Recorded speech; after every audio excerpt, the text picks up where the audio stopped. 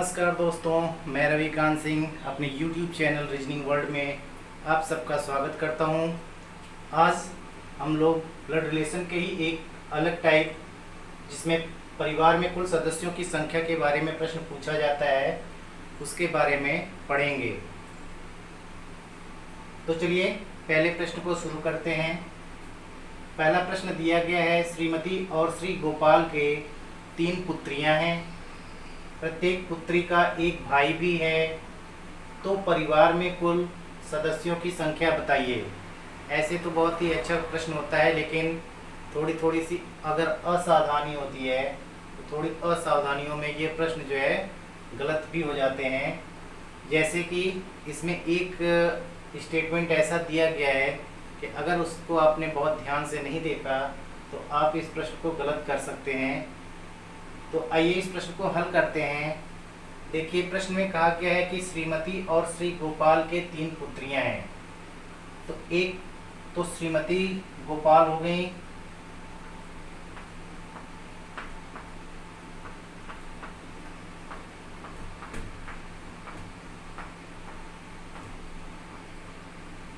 और श्री गोपाल उनके पति,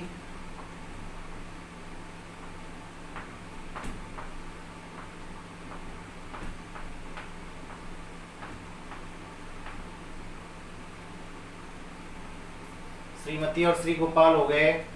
अब कह रहा है इनके 3 पुत्रियां हैं। तो इनकी 3 पुत्रियां हैं, तो इन तीनों पुत्रियों को जो है आप शो कर लीजिए। मान लीजिए ये कोई है, 1 2 3 पुत्रियां हो गई। अब ये विवाहित हैं या अविवाहित हैं इसके बारे में नहीं बोला गया है, तो आप इसको मान के चलिए कि ये अविवाहित ही हैं। तो इनकी 3 पुत्रियां हो गई। अब ये लाइन देखिएगा ध्यान से, कह रहे प्रत्येक पुत्री का एक भाई भी है। प्रत्येक पुत्री का एक भाई भी है, तो इसको आप ये नहीं कर लीजिएगा कि हर एक के एक भाई, ऐसा नहीं करिएगा। प्रत्येक पुत्री का एक भाई है, इनकी जितनी पुत्रियां हैं ये सब आपस में बहनें हैं, इन सबका एक भाई है। तो एक भाई जो है, यानी कि श्रीमती और श्री गोपाल के कितने पुत्र हैं? तो एक ही पुत्र हैं। यही पुत्र इसका भी भाई हो जाएगा, इसका भी भाई हो जाएगा, और इस पुत्री का भी भाई हो जाएगा। तो यानी कि इसके पुत्र की संख्या एक ही है। प्रत्येक पुत्री का एक भाई है। झटके में कहीं इसका भी एक भाई अलग से न बना दीजिएगा, इसका अलग से और इसका अलग से न करिएगा, बल्कि केवल उसका एक ही पुत्र है। श्री गोपाल का एक ही पुत्र है, और वही जो एक पुत्र है वही इन तीनों का भाई है। अब आपका ये फिगर कंप्लीट हो गया। अब आपसे पूछ रहा है कि बताइए परिवार में सदस्यों की कुल संख्या क्या है। तो देखिए, एक तो श्रीमती गोपाल हो गई, श्री गोपाल हो गए 2, 3 पुत्रियां इनकी 5, और एक इसका जो पुत्र है वो हो गया 6। तो आप देख रहे हैं कि कुल परिवार में सदस्यों की संख्या हो गई 6। तो आपका ये सेकंड वाला ऑप्शन सही हो जाएगा। एक और प्रश्न हल करते हैं। प्रश्न है, एक संयुक्त परिवार में पिता, माँ, 3 विवाहित पुत्र और एक अविवाहित पुत्री है। पुत्रों में से 2 के 2 पुत्रियां हैं और एक के 1 पुत्र है। इस परिवार में कुल महिला सदस्यों की संख्या कितनी है? तो देखिए, पहले हम फैमिली चार्ट बनाते हैं। कह रहे एक संयुक्त परिवार में पिता है,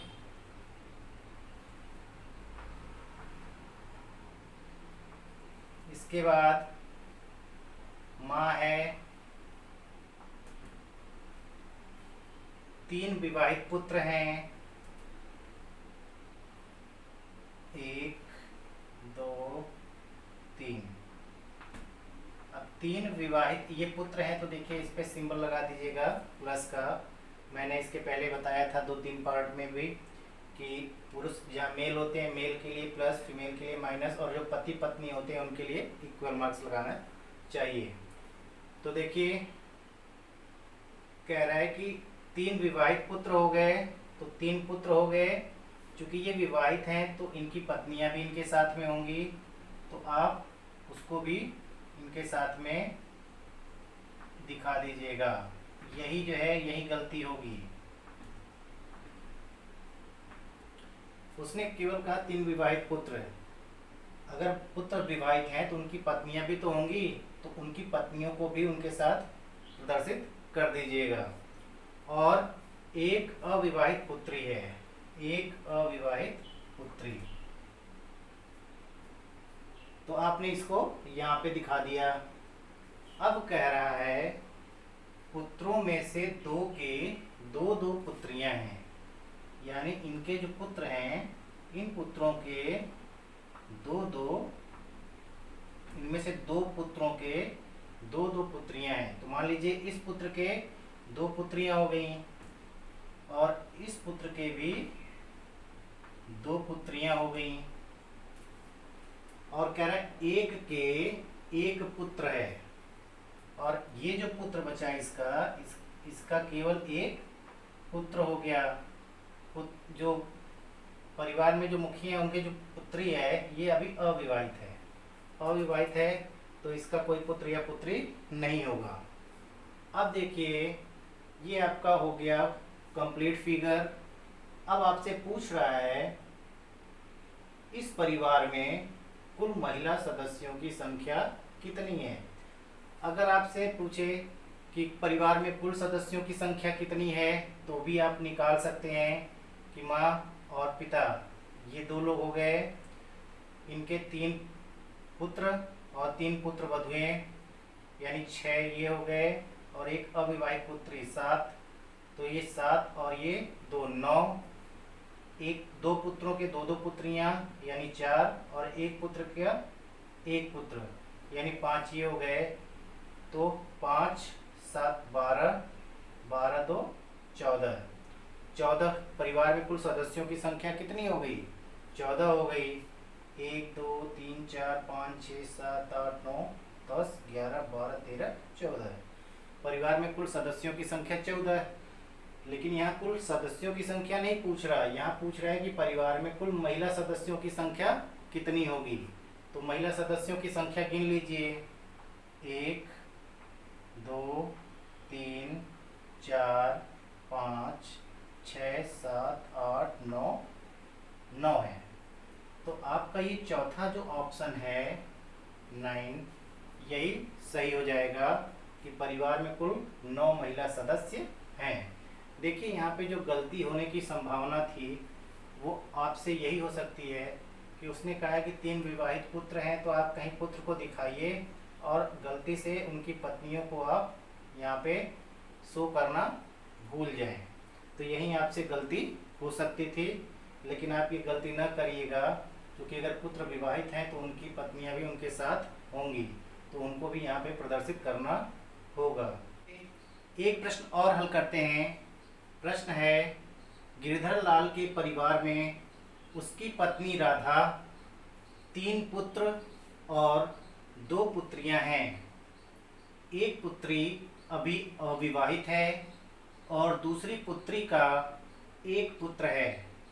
साथ ही 2 पुत्रों में से प्रत्येक के 2 बच्चे हैं और तीसरे के 3 बच्चे। एक वृद्धा चाची तथा दामाद भी उनके साथ रहते हैं।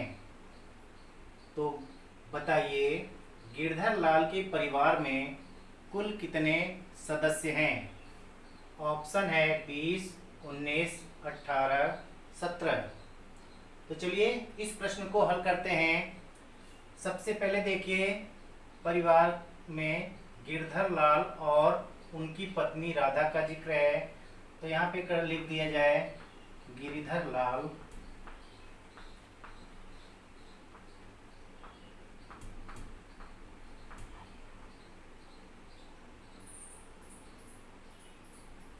और उनकी पत्नी राधा। पति पत्नी है तो इक्वल मार्क्स। कह रहा है उनके 3 पुत्र हैं, तो मान लीजिए ये इनके 3 पुत्र हो गए, 1 2 और 3 पुत्र हैं, तो यहाँ पे प्लस का सिंबल लगा दीजिएगा। 3 पुत्र हो गए और 2 पुत्रियां हैं,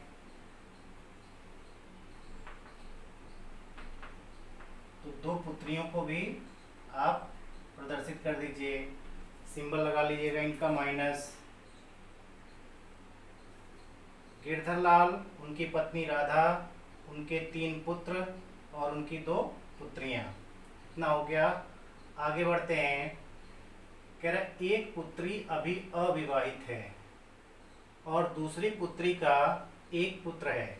तो मान लीजिए कि ये पुत्री इसका जो है गिरधर लाल की ये पुत्री अविवाहित है और दूसरी वाली का कह रहा है कि इसका एक पुत्र है, तो इसका एक पुत्र है, तो यहाँ पे पुत्र को बिठा दीजिए एक पीढ़ी नीचे और प्लस का सिंबल लगा दीजिए। कह रहे साथ ही 2 पुत्रों में से प्रत्येक के 2-2 बच्चे हैं, 2 पुत्रों में से प्रत्येक के 2-2 बच्चे, तो मान लीजिए इसके भी 2 बच्चे हो गए। अब वो लड़का है कि लड़की ये नहीं दिया गया है, तो आप यहाँ पे बैठा दीजिए कि 2 बच्चों में से प्रत्येक के 2-2 बच्चे हैं और तीसरे के 3 बच्चे हैं और इस पुत्र के 3 बच्चे हैं।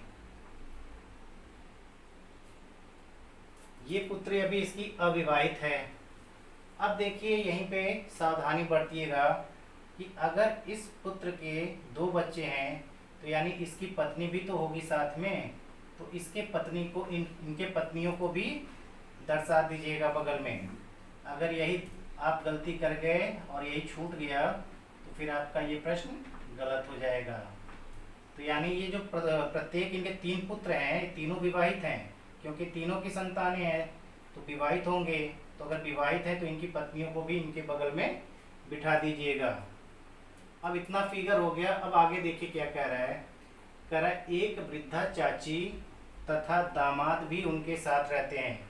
तो देखिए वृद्धा चाची हैं तो एक पीढ़ी ऊपर होंगी, तो वृद्धा चाची को इन गिरधर लाल से एक पीढ़ी ऊपर बिठा दीजिए, वृद्धा चाची हो गई। और कह रहा है एक दामाद भी रहता है। तो देखिए ये तो अविवाहित पुत्री है, ये पुत्री का विवाह हुआ है, तो इसके पति अर्थात गिरधर लाल के एक दामाद को भी इसके बगल में बिठा दीजिए।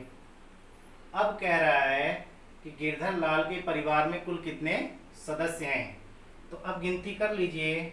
1 2 3 4 5 6 7 8 9 10 11 12 13 14 15 16 17, गिरधर लाल 18, उनकी पत्नी राधा 19 और वृद्धा चाची 20, यानी परिवार में कुल सदस्यों की संख्या 20 हो गई। अगर यहीं पे आपसे पूछता कि कुल पुरुषों की संख्या बताइए, तो पुरुषों की संख्या आप नहीं गिन पाते, क्योंकि इनके जो 2-2 संतानें और 3 संतानें हैं, ये लड़का कौन है लड़की कौन है इसके बारे में जिक्र नहीं हुआ है, तो आप पुरुष और स्त्रियों की संख्या नहीं गिन पाते। तो आपसे जो पूछा था कि गिरधर लाल के परिवार में कुल कितने सदस्य हैं, तो उनकी संख्या हो जाएगी 20। तो मित्रों, मुझे उम्मीद है कि आपको ये वीडियो पसंद आया होगा। तो प्लीज़ मेरे इस चैनल को ज़्यादा से ज़्यादा मात्रा में आप सभी लोग सब्सक्राइब कीजिए, इस वीडियो को लाइक कीजिए और इस वीडियो को अपने अधिक से अधिक मित्रों के पास शेयर कीजिए।